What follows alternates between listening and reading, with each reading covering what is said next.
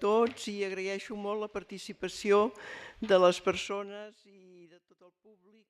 en aquest acte que és d'una gran importància per nosaltres sobre l'emancipació dels pobles a decidir. I l'Andreu Nin ja havia escrit un llibre dels problemes d'emancipació, però és dels anys 30 i estava més aviat dedicat als problemes de l'època. Però ell ja havia escrit que tenia intenció de profunditzar el problema i escriure un altre llibre sobre aquest tema. Per desgràcia, aquest no l'hem pogut tenir, però aquí es tracta de discutir democràticament i de veure tot el que es pot fer, sobretot per després que siguem independents o no. I com que hi ha molta feina a fer, jo ja no dic res més i passo la paraula a la Sol Ruiz de Vargas, que presentarà l'acte. Moltes gràcies.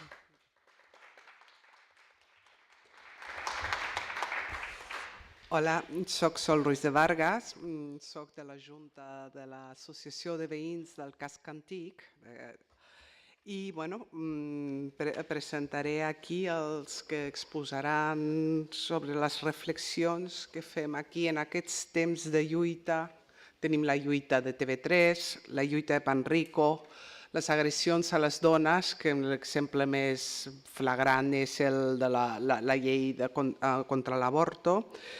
I aquí estem, encara que ja fa bon temps, reunint-nos per reflexionar, per interpretar la lluita que estem visquent ara en aquests temps, i per això tenim aquí aquests estudiosos d'Andreu Nin, a la meva dreta Pelai Pagès, que és un dels màxims experts d'Andreu Nin, Andy Durgan, que també és un estudiós dels anys 30 i del bloc obrer Camperol, i a l'extrema esquerra està Lluís Rabell, que és el president de la FAP i també un bon coneixedor d'Andreu Nin i de la lluita dels anys 30. Començarem amb Pelai Pagès. Tens 20 minuts per exposar. Molt bé, gràcies. Bona tarda. Venim a parlar aquí del dret a decidir, del dret a l'autodeterminació, però també venim a parlar, el pretext de parlar és de l'Andreu Nin. Entre altres raons, perquè a nosaltres ens toca fer, diguem-ne, la part més històrica, no tant el debat actual, sinó parlar una mica de la importància o de la significació que avui pot tenir un llibre com Els moviments d'emancipació nacional que l'Andreu Nin va escriure no gens menys que l'any 1935, va publicar l'any 1935. Jo ja fa temps que dic que una de les virtuts segurament de l'Andreu Nin és que és dels pocs marxistes o teòrics dels anys 30 que avui encara es poden llegir, que avui encara el que explicaven als anys 30, evidentment molt enmarcat en una problemàtica determinada, molt enmarcat en un context molt concret, però que el que diuen encara avui té una certa validesa i encara avui ens pot fer reflexionar. Bé, quan fa uns anys, no massa, 3 o 4 anys, es va reeditar per tercera o quarta vegada els moviments d'emancipació nacional, doncs va tenir un èxit fulgurant. Encara no fa massa vaig veure l'editor de l'edició dels moviments d'emancipació nacional i em deia és un llibre que encara s'està venent, és un llibre que encara manté aquella frescor, aquella actualitat amb la qual es va publicar als anys 30. De fet, ja sabem que en Nin el tema de la qüestió nacional no era un tema nou. Els seus orígens polítics el trobem militant en el nacionalisme federal republicà a començaments de la segona dècada del segle, quan l'any 1930 va passar a militar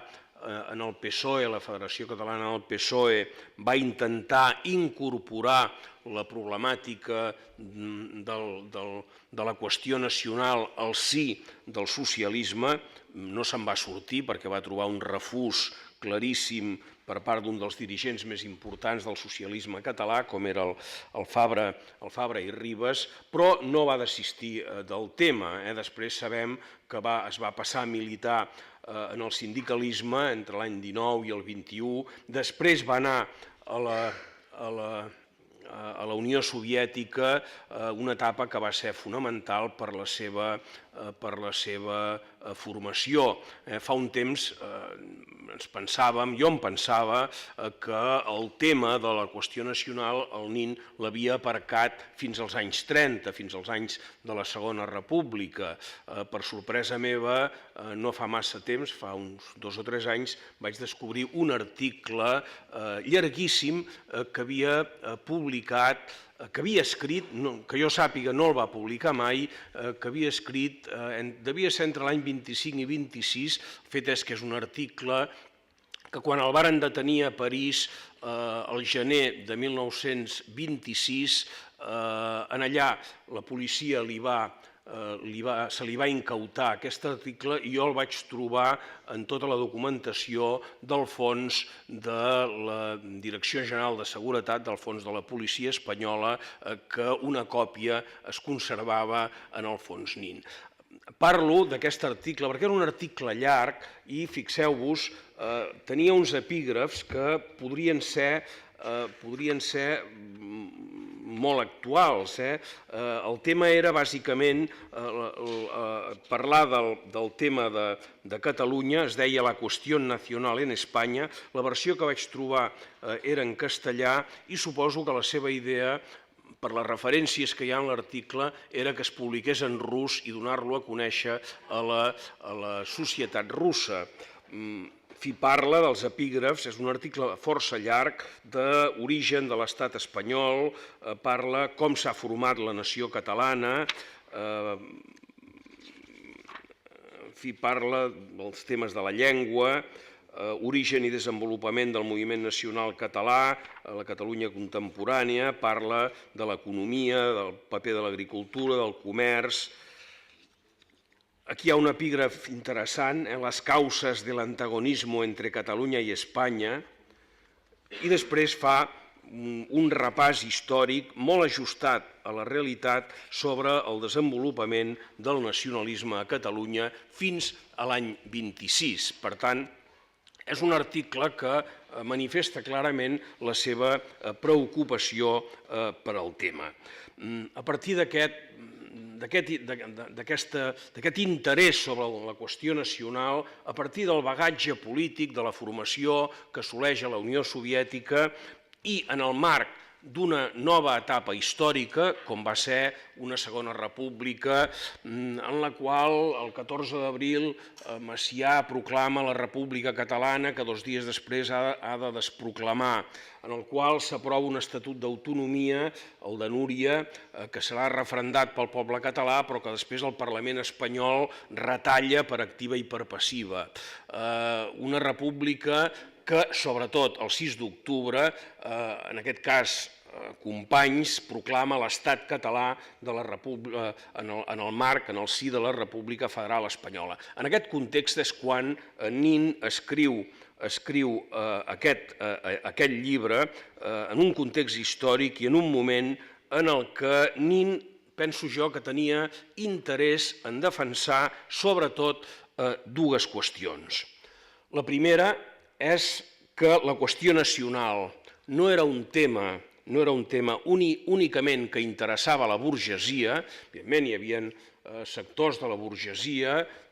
vinculada amb la històrica Lliga Regionalista, després anomenada Lliga Catalana, que més o menys era partidària de l'autonomia de Catalunya. Hi havia sectors de la petita burgesia que d'alguna manera encarnava Esquerra Republicana, que també, però Per Nin era clar que el tema se l'havia de fer seu la classe obrera, tenia interès en demostrar que la classe obrera havia de plantejar la qüestió nacional com una qüestió pròpia, com una qüestió que també era del seu interès. I, en segon lloc, la segona qüestió que penso que li interessa defensar a Nin en el llibre que escriu l'any 1935 és que la defensa del dret de les nacions a l'autodeterminació, a la seva autodeterminació, era un dret irrenunciable.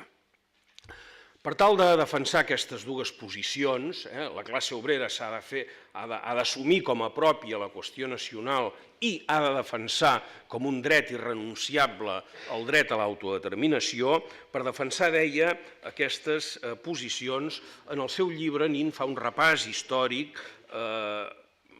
sobre les posicions que s'havien anat defensant des del moviment obrer, des de l'època del segle XIX, de Marx, Engels, fins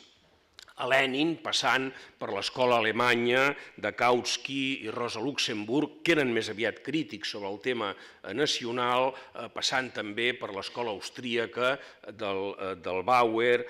i del Renner, però sobretot centrant-se en el que per ell és fonamental, que són les posicions de Lenin. Perquè, a més, l'interès de les posicions teòriques sobre el tema que defensava Lenin tenien una virtut que no tenien les dels altres teòrics, que és que s'havien pogut experimentar en el cas de la Unió Soviètica. D'aquí que té un interès en exposar obertament com Lenin entén el dret a l'autodeterminació. Sobre aquestes tesis de Lenin, i que Nin pensava que eren les tesis que el moviment obrer, els marxistes sobretot, havien de defensar, el dret de les nacions a l'autodeterminació i, sobretot, la llibertat de separació de les nacions oprimides, era un dret, com he dit abans, fonamental, però a més uns principis que Lenin contraposava el que podríem dir dret a l'autonomia i dret a la federació. Penso que és interessant aquest tema perquè Nin vol clarificar els conceptes. Hi havia una gran confusió ideològica en barrejar autonomia, federalisme, autodeterminació, i Nin, partint, insisteixo, de les posicions de Lenin, creia que en aquestes qüestions no hi cabien ambigüitats ni hi cabien tampoc solucions intermèdies, sinó una clarificació que situés en el nivell corresponent les respectives alternatives. Deia que no es podia fer, com a vegades es feia, parlar del dret a l'autonomia com si es tractés del dret a l'autodeterminació, ja que, efectivament, l'autodeterminació pressuposava la llibertat total i absoluta, la plena sobirania de la nació oprimida per tal de decidir els seus propis destins, una llibertat, una sobirania plena i absoluta que, naturalment, incloïa el dret alineable a constituir-se en estat independent. En canvi, en contraposició a l'autodeterminació, l'autonomia és veritat que concedia facultats legislatives, facultats també executives a una determinada entitat geogràfico-humana, però sempre en el marc d'un estat que negava la facultat sobirana a l'esmentada entitat. I és una mica el mateix que passava amb el dret a la federació, contraposat a l'autodeterminació. El dret a la federació tampoc implicava en cap cas la llibertat absoluta de les nacions federades, de les nacionalitats federades en un mateix estat. Per aquesta raó, partint de les posicions de Lenin, Nin defensava la necessitat de clarificar bé els conceptes i saber de què parlem quan parlem del dret a l'autodeterminació, el dret a l'autonomia o el dret a la federació. De totes maneres, si a nivell programàtic i de principis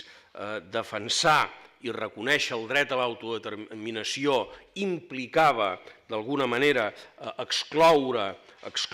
la defensa a priorística del federalisme i de l'autonomisme, en canvi, a nivell pragmàtic, a nivell, diguem-ne, del dia a dia, a nivell concret, Lenin, partint de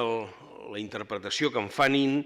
també deixava molt clar que davant de la realitat d'un estat centralista, davant d'un estat que negava qualsevol tipus de dret, que perpetuava la desigualtat entre les nacions, l'autonomia podia ser un pas reformista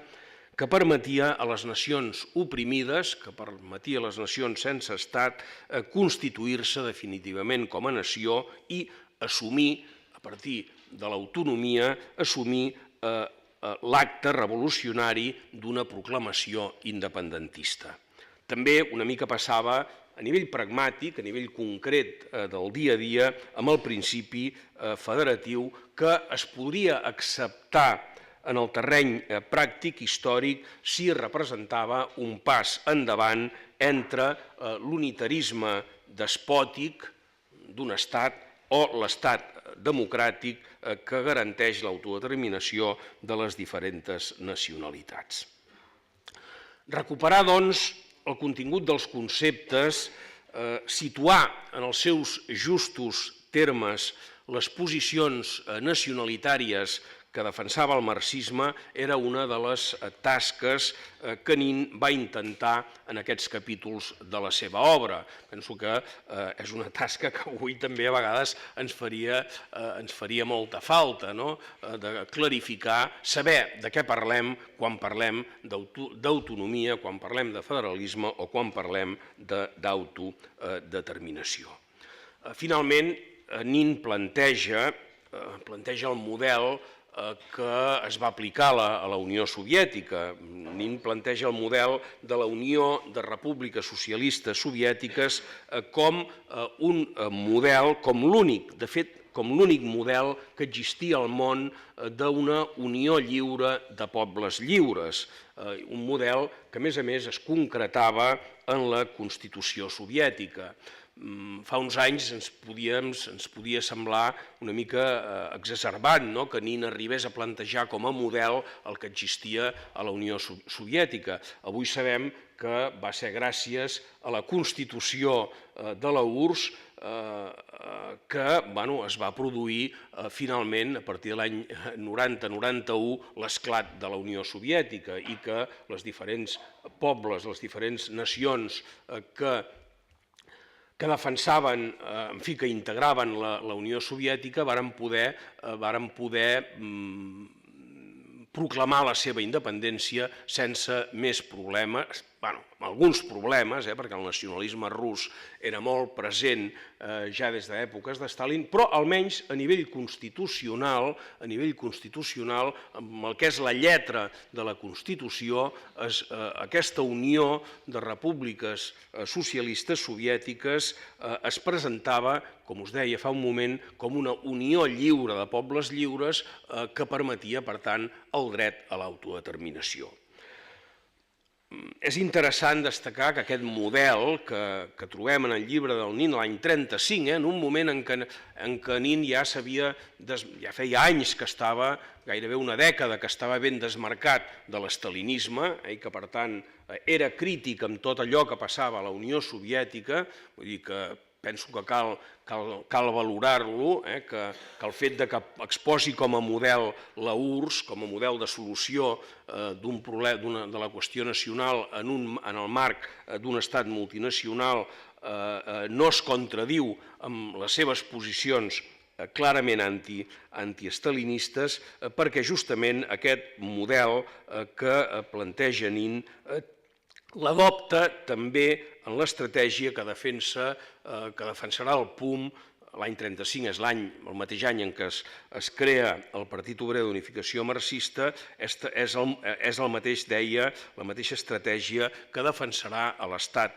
espanyol, tot defensant una unió de repúbliques socialistes d'Ibèria que en el cas espanyol, en el cas de l'Estat espanyol, s'havia de concretar també en una unió de pobles lliures. En definitiva, i ja acabo, l'assumpció del dret a l'autodeterminació incloïa, també en aquest cas, també en el cas d'una hipotètica unió de repúbliques socialistes d'Ibèria, en un moment, en els anys 30, que això a vegades ens n'oblidem i penso que ho hem de tenir present, que quan es parlava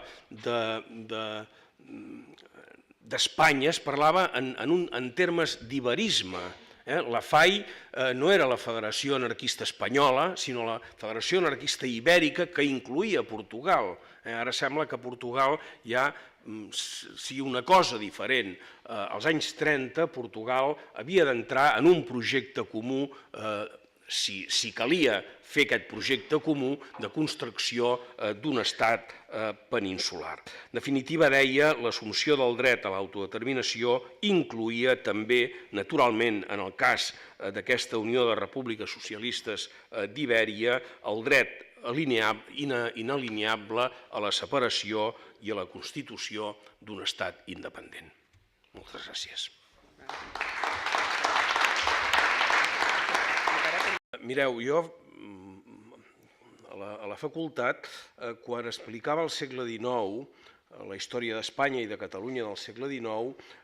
quan em referia a la primera vaga general que hi va haver a Catalunya en la seva història, l'any 1855, en ple bienni progressista, llegia als meus estudiants uns textos que havien aparegut a la premsa espanyola sobre el que estava passant a Catalunya i els havia d'advertir prèviament, els hi deia, escolteu-los bé, però que us quedi ben clar que no són textos que hagi publicat ni La Razón, ni l'ABC, ni